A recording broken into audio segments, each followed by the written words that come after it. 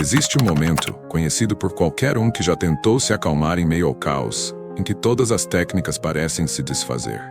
Respirar fundo não resolve. Contar até 10 só aumenta a pressão. A tentativa racional de pensar positivo é varrida por uma onda de sentimentos que parece vir de um lugar mais profundo, mais antigo, totalmente à parte do seu comando. O que você experimenta nesse instante não é apenas uma raiva ou uma ansiedade passageira. É evidência clara de que tudo o que você aprendeu sobre controle emocional pode estar fundamentado em um erro crasso.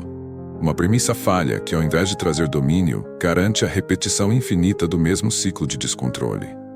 Enquanto a cultura popular vende a ideia de gerenciar ou suprimir emoções, uma filosofia de mais de 2000 anos propõe um caminho radicalmente oposto, infinitamente mais eficaz.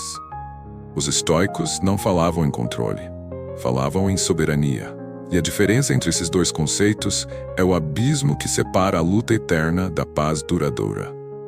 O equívoco fundamental começa com o próprio termo, controle emocional.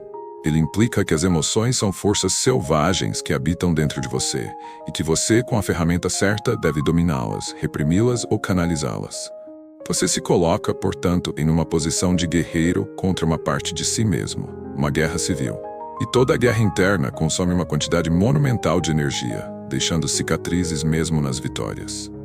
O que se percebe, seguindo essa lógica, é que a emoção negativa sempre retorna, muitas vezes com mais força, porque você nunca atacou sua verdadeira fonte. Apenas aconteceu seus sintomas. A contribuição estoica começa aqui, com uma redefinição chocante. As emoções não são acontecimentos primários. Elas não surgem do nada, nem são despejadas sobre você pelo mundo exterior. Elas são, na verdade, protótipos. São o produto final, a reação química visível de um processo anterior, silencioso e quase instantâneo que acontece na sua mente. E é nesse processo oculto que reside toda a chave. Esse processo tem um nome na psicologia estoica: julgamento. Entre o evento externo e a sua emoção há uma fração de segundo onde sua mente emite um veredicto. Um valor é atribuído. Isso é terrível. Isso é uma injustiça contra mim. Isso vai me arruinar. A emoção, seja o pânico, a indignação, a angústia, é simplesmente a somatura física e psicológica desse julgamento. É o corpo reagindo à sentença que sua própria mente acabou de proclamar. Portanto, tentar controlar a emoção é como tentar apagar um incêndio jogando água na fumaça, enquanto ignora completamente as chamas na sua cozinha.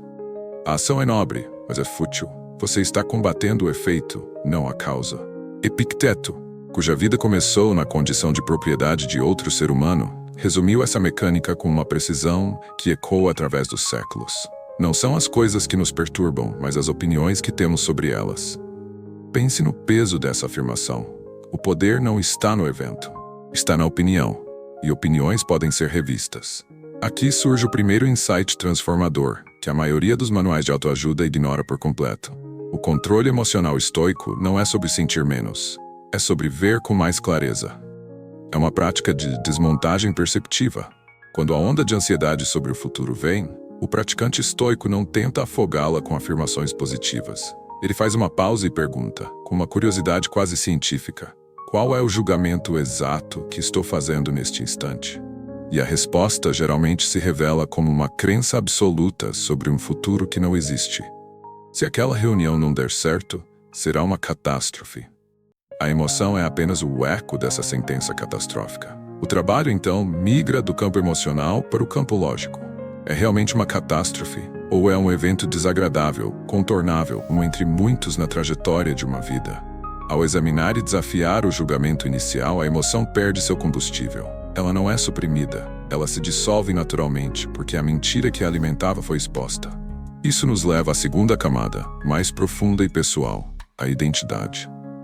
Muitas das nossas reações emocionais mais intensas são defesas de um conceito que temos de nós mesmos. A raiva, frequentemente, é a resposta a uma percepção de desrespeito ou injustiça. Mas a pergunta estoica é incômoda: por que eu preciso que essa pessoa me respeite para estar em paz?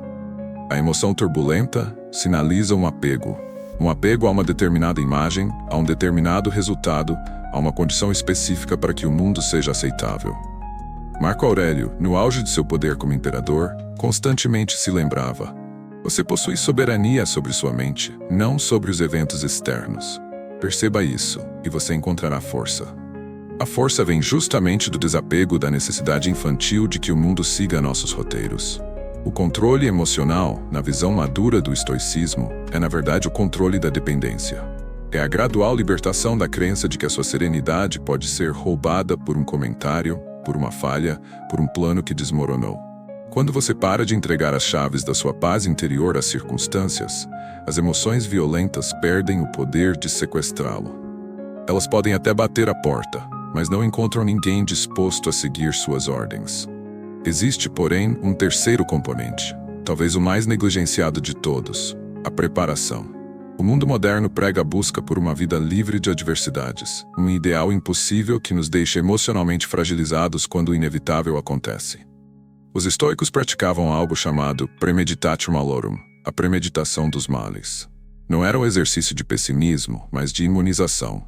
Era visualizar com calma e racionalidade os possíveis reveses do dia, a frustração, a crítica, a perda, até mesmo a morte, e se lembrar de que são partes naturais da tapeçaria humana. Ao fazer isso, um fenômeno curioso ocorre. Quando o evento negativo de fato acontece, ele não chega como um invasor totalitário. Ele chega como um convidado esperado, cuja visita você já havia considerado. O choque emocional é drasticamente atenuado. A surpresa, que é um grande amplificador do sofrimento, é removida. Você não é mais pego desprevenido. Sua resposta pode ser uma ação clara, não uma reação descontrolada. Esse é o controle que vem não da reação, mas da antecipação filosófica. Por fim, há uma dimensão prática que transforma essa filosofia em anatomia. O estoicismo entende que um corpo negligenciado, exausto e intoxicado é um terreno fértil para a tirania emocional. A mente não flutua separada da carne. Uma noite mal dormida pode ser o combustível que transforma um pequeno inconveniente em uma crise de irritação. Portanto, o chamado controle passa também pelos hábitos físicos, pelo sono, pela nutrição, pelo movimento, que criam um sistema resiliente capaz de abrigar uma mente lúcida. Não é sobre ser um atleta, é sobre não ser um escravo dos próprios impulsos corporais que enfraquecem a capacidade de julgamento. É a disciplina como alicerce da liberdade interior. Ao final desse percurso, o que se percebe é que ninguém nos ensinou isso sobre controle emocional, porque é um conhecimento contraintuitivo. Ele não oferece um botão de desligar as emoções. Ele oferece um mapa para navegar sua própria mente. Ele troca a batalha exaustiva pela observação meticulosa, troca a repressão pelo entendimento, troca a vulnerabilidade perante o mundo pela responsabilidade sobre os próprios veredictos. A tranquilidade que emerge não é a de um mar sempre calmo, mas a de um capitão que conhece cada centímetro do seu navio e sabe que, independente da fúria das ondas, ele não se perderá. As tempestades ainda virão, os ventos ainda rugirão, mas o barulho que eles fazem dentro de você será drasticamente reduzido, porque você agora conhece a diferença entre o temporal e a história que você conta a si mesmo sobre ele. E essa história, essa pequena e poderosa narrativa interna, é a única coisa sobre a qual você tem de fato soberania absoluta.